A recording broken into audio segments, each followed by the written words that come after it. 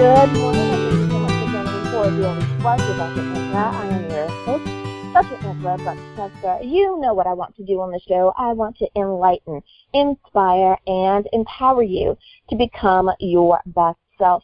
Now, Scripture reminds us that the tongue is a small thing that makes grand speeches, but a tiny spark can set a great forest on fire.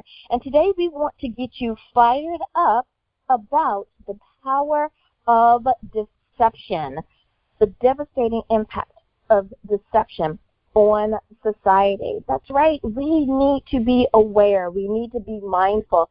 We need to be people that are walking around with our eyes wide open about the truth. And that's what our author wants to discuss with us today. His name is Sufian Taha, and I want to tell you a little bit more about him.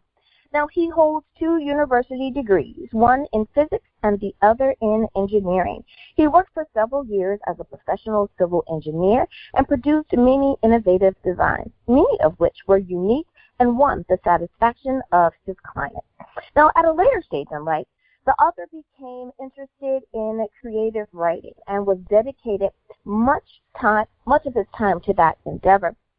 He spent many years researching the subject of his books, which was in part of his general search for the truth. His many years of interest include, amongst other things, understanding the Creator's humankind project, the purpose of existence in the context of the hereafter, the impact of deception on his inferior life, and the nature of evil, social harmony, and the need of the universalities of the necessities and essentials of life.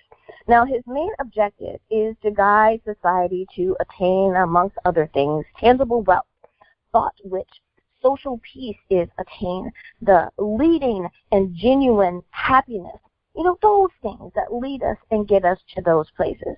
Well, moreover, he hopes that in exposing what he believes is the truth, that rampant deception can be defeated.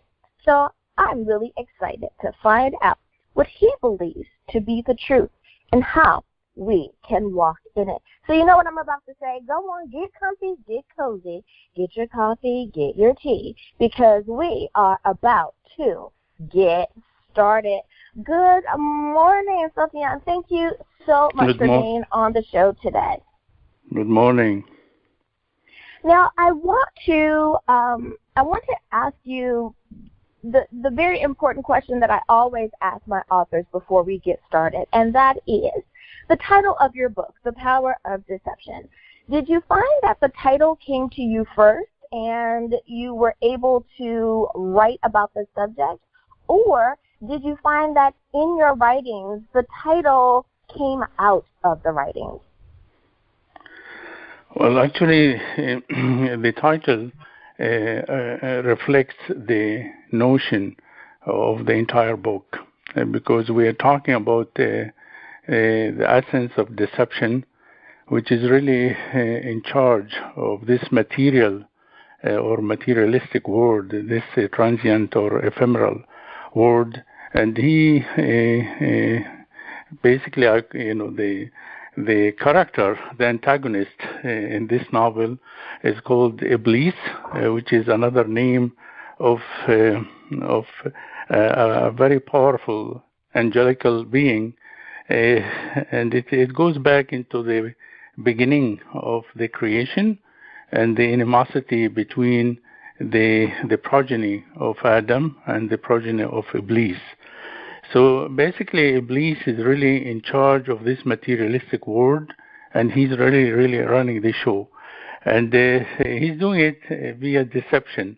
And in the book, there is about 25 scenes, and they all talk about the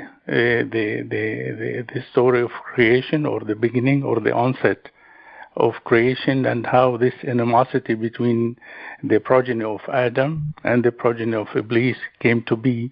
And we experience the manifestation or the impact of it in our lives. And that's why we see so much evil and so much wars and so much agony and so much pain and so much suffering in this existence. It's all attributed to this entity called Iblis. It is in the book. It's a fiction. It's a fictional character, but it is a real character. But the book itself is fiction. I tried my best, to try to bring reality into the book. So in essence, what I'm saying that the main character, which is Iblis, it's a fiction. It's a fictional character in the book, but it is a real character, and it is a very, very powerful, immense in its might, and it's taking, and it's really in charge of this ephemeral world, and that's by a decree or by the leave of the Creator Himself. He gave him that authority to take, or basically He entrusted every evil or a person that inclined to do evil. He entrusted this entity to him, what I'm trying to say, that He's taking hold of them. That's basically why it's called the power of deception. Now, what is one of the things that you discuss in the book is the Creator. What is your definition of the Creator, and why is it important to adhere to that particular definition? Yes, I must say that we today, humanity, we inherited a lot of heritage from the ancient. Now, that heritage, which is basically religions, I must emphasize the latter as religions. By the time they moved through time to us, they have accumulated a lot of man-made attributes or man-made contribution to these religions, and I'm talking about all religions. So what we are receiving today, what we are having today, there is a lot of it that is basically man-made. Now, there is the Creator. The Creator really has nothing to do with what we are having today. That's the so-called religions, because they did not escape. They did not escape the hand of Iblis himself. So that's why there is so much animosity, and there is so much evil, and there is so much strife and fighting and hatred and racism and prejudice and all that among the many religions. Now, to validate my point, I'm getting to your question with regard to the definition of God. I have to give this short introduction. It's important to understand that we are one kind. I mean to say humankind. There is no two humankinds. Very much like we are similar to, let's say, donkey kind, monkey kind, lion kind, rabbit kind, and we are only one kind. And also, by the same token, there is only one Creator. One Creator. The Creator Himself decided to give us status that it is much, much higher than any other of His creation. So basically, we sit at the pinnacle of all God's creation, or the Creator's creation. Now, because of the fact that Iblis has so much to do with this materialistic world, so the religion and the content of them came to his to the inclination of Iblis himself. He has a lot to do with what we receive today. So what I'm basically saying, that in a lot of the religions that we have today, there is a great deal of contribution that came from Iblis himself. What I'm trying to say, there is a great deal of myth they contain, and also a great deal of superstition by the full meaning of it, and I can bet my life on this. And to validate this, and why I'm basing or this assumption basically based on the fact that the Creator had aspired for us to reach the ultimate in piety and righteousness. And this is the objective and the goal, or the ultimate destination of all the religions that originally originated from the Creator himself, piety. Now, if you look at the religious authorities of today's religious authorities, they all call for the killing of their fellow human beings. By itself, it's a crime that cannot be forgiven. You cannot kill a human being, because by definition, a human being, he's set at the top of all creation, and it's so important for the Creator himself. For me, the Creator has an agenda for me as a human being, the same way he has an agenda and a plan for you. And just to validate my point, look at yourself and look at myself. If I look at myself, there is no an identical being, like a human being like me, among the billions of human beings. I am unique. I am like a universe in my own. Right. So what would you say is the purpose of logic, or the purpose behind the creation of humankind then? There is I'm talking as an engineer now, because this is my profession. I'm shaped, to think objectively, scientifically, and mathematically, and also to think in terms of practicality. Now, I look at, I put myself in the position of the Creator. I'm a little creator with the letter C, with the little letter C. No, he is the ultimate Creator with the capital letter C, Creator, and I'm a creator, a human being. Now, I aspire to learn how to create and how to design from the ultimate Creator. So the ultimate Creator taught me to design systems that they are practical, and they have, at the end, they have a purpose, that it is solemn and useful, and there is always an aspect of practicality and expediency in the designs themselves. Now, the ultimate Creator, God himself, when he created us, he had a purpose, that it is solemn, and it's a very serious purpose.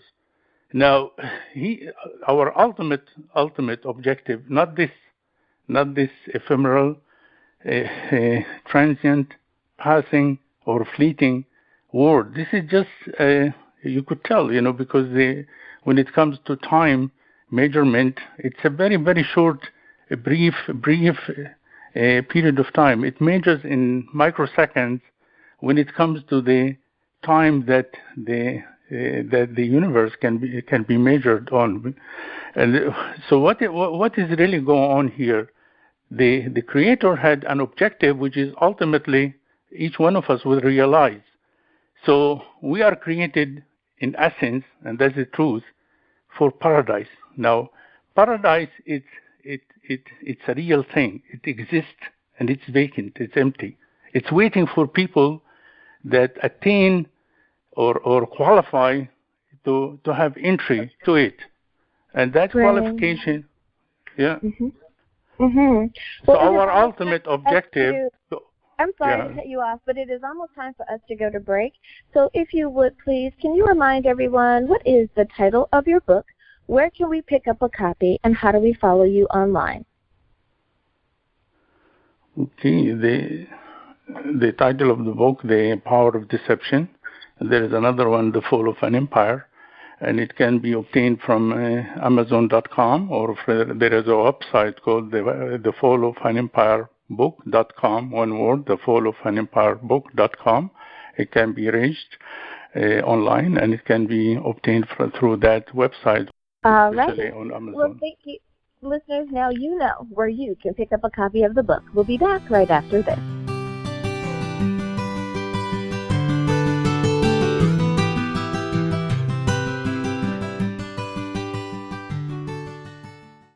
Anne, Camilla, William, and Fred. The four in the Humvee are on a perilous journey, halfway across the country to a tent city near the Mississippi River, a long ways from Boston. Through each bend and turn, they meet some people in need and others who have evil in their souls. Four unlikely heroes in a Humvee on an unlikely trip, the recipe for a captivating story. Grab this book, EMP Casualty by Michael Kravitz.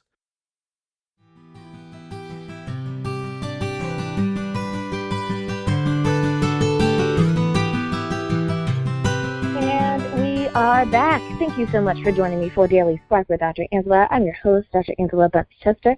My guest today is author Sufian Taha, and we are talking about his book, The Power of Deception, the devastating impact of deception on society. So, you know what I'm going to tell you? Go ahead, get comfy again, because we are about to jump back into these questions. So, Sufian, my next question for you is that you talk about something called the freedom of choice that has been granted to humankind. What is that? Okay. Again, by definition, the creator, when he creates things, there is always a purpose for them, and they must, if you think in terms of the domain of authority or dominion of the creator, there is no way that an entity that was created by the creator himself can go against the will and the wishes of the creator, because this is by itself a fallacy or a contradiction. However, in the case of the humankind, there was the way I see it, it was a kind of an experiment to allow an entity to have the freedom of choice, which means it can go against the dictates and the commands of its creator. And in that case, there is a whole lengthy discussion and background as to the issue of the freedom of choice. It has to go to the onset, the beginning of the creation itself, and this is just very lengthy to go through it, because the character Iblis has a lot to do with it. But anyways, what happened that the freedom of choice enables us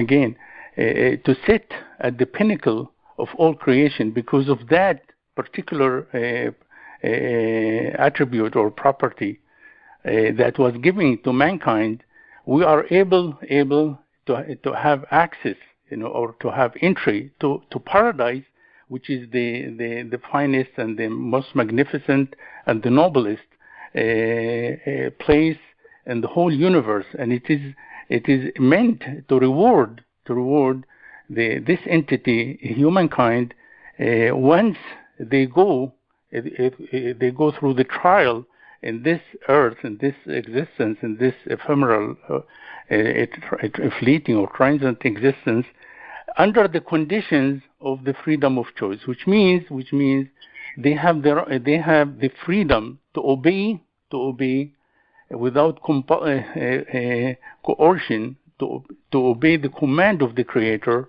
And if they do so, they have entry to the ultimate luxury, which is paradise, if they do that. However, that's the solemnity of it, and that's the seriousness of the property that mankind granted, which is the freedom of choice. If they go against the will of the creator, then they are in a lot of trouble, because by definition you can't go against the will of the creator that created you. But in our case we can.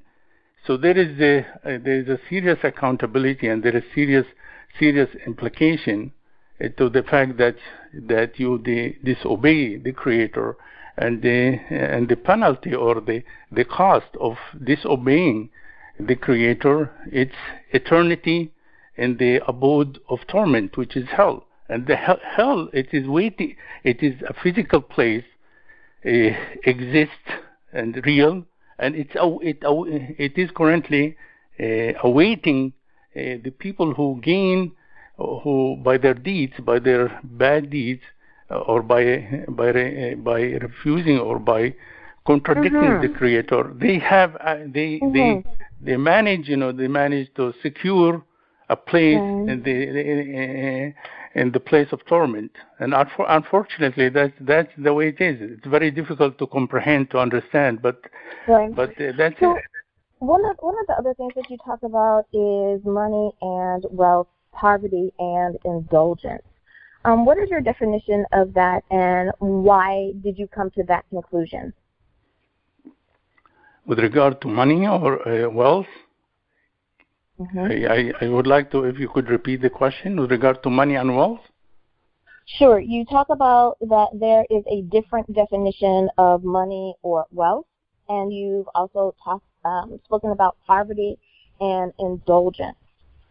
Why do you use the definitions that you use for those words, and how did you come to that conclusion? Okay, there is no a real ownership or material acquisition in this ephemeral, in this transient world. What happened that by the leave or by the permission of the Creator, we are granted wealth, and I have a lot to say about that, and I can elaborate further. So whatever material means we attain in this world, in this life, it is really granted to us. It's not really by our abilities to attain them. We are I should say, we are programmed, to attain these things, such that we would be able, or the Creator Himself would be able to see how we behave under these conditions. He can, like, not necessarily money. A person can be granted intelligence. He can be granted many other attributes, and the idea to see how he behaves, the person how he behaves under these conditions. And money is the same thing. So what I'm basically saying, people who aspire to be rich, they can dream about being rich, but that only can be attained if the Creator Himself permits it and facilitates the means to attain it. Because everything is programmed and everything is set based on the programming and the planning of the Creator Himself, and we are a part of that. If a person, if the listener knows computer science, he knows what I'm talking about. There is very much like a program, a master program, and we, the individuals, whether we are the human beings, the individual human beings, or the different entities among the other kinds, we are simply like little modules interact with this massive program. Of that, and having the different types of mind, you talk about a monkey kind and a donkey kind. Why do you believe that the masses are so readily being disparaging or belittling or demeaning themselves when it comes to their mindset or their mentality? Well, by definition, and that's the truth. We, as mankind, we are supreme in every aspect. We are supreme because we have ingenuity embedded in us. We are supreme because we have intelligence.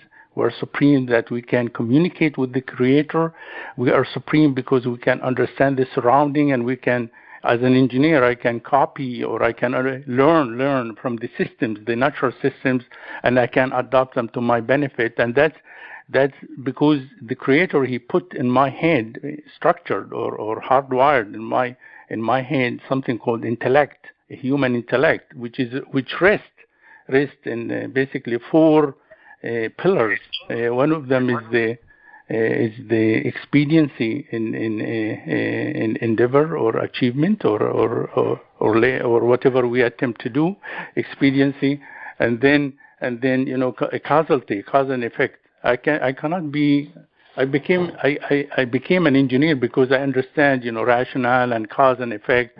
That's what basically Newton laws, all of them rest on this concept, causality, cause and effect. In fact, the second Newton law rest on that fact that there is for every action there is a reaction, and there is two more pillars, which is accountability for I should say accountability for bad deeds and reward for good deeds. I wanted to reverse them. I want to say reward for good deeds and accountability otherwise.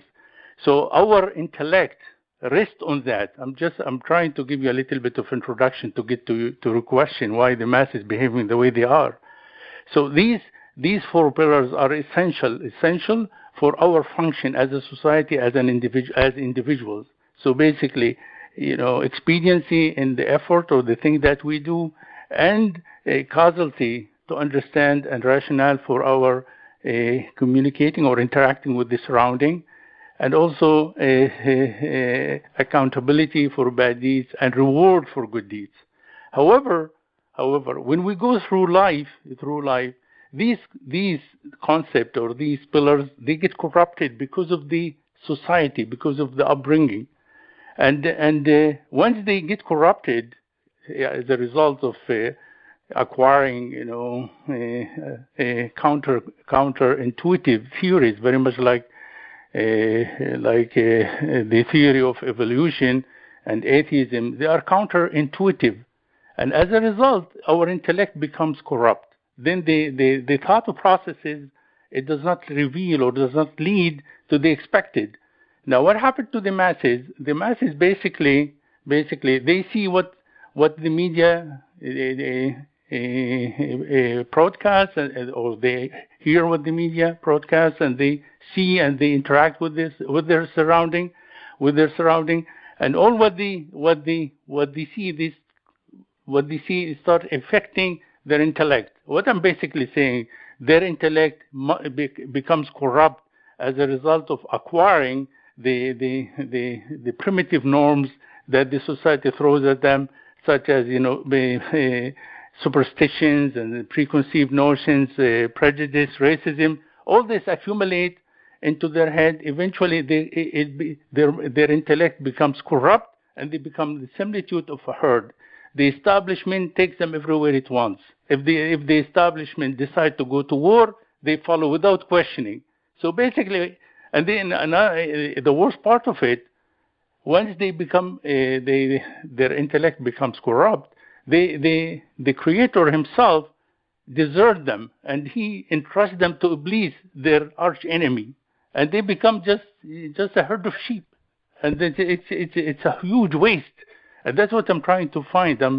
I'm really sorry that I have to say this. I'm not happy about saying it, but this is a reality that I'm trying, to confront and fight and get the masses out of their hibernation and their hypnosis, and let them live up to the expectations of a human being. What is expected of a human being? Each one of us, so valuable to the Creator Himself. Well, Sufian, we have 1 minute left in the show, and I want to ask you one last question, and hopefully we can get that within this minute time, and that is, for anyone who purchases your book, what is one takeaway that you want for them to have?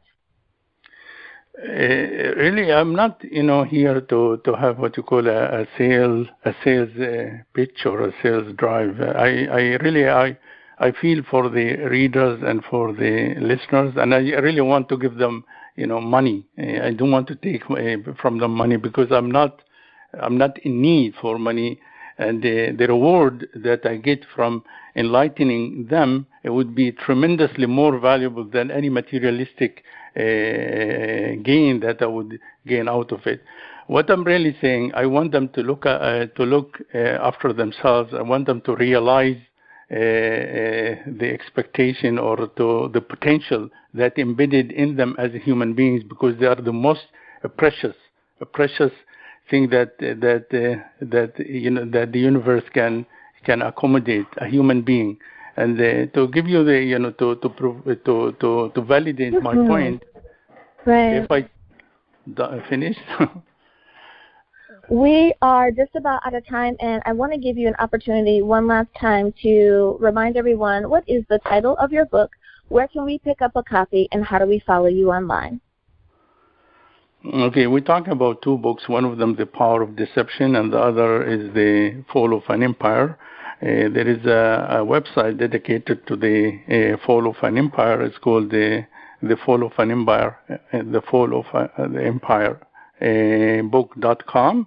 And for the other one, you can also get it through Amazon.com. You can order it through the marketing companies such as Amazon.com. All righty. Well, Sufian, Taha, thank you so much for being on the show with us today. Thank you. And listeners, thank you for tuning in as well. And as always, may the Lord continue to shine His face upon you. May you receive His grace and His mercy in all that you do. Until next time, everyone, be blessed in the Lord. Bye-bye.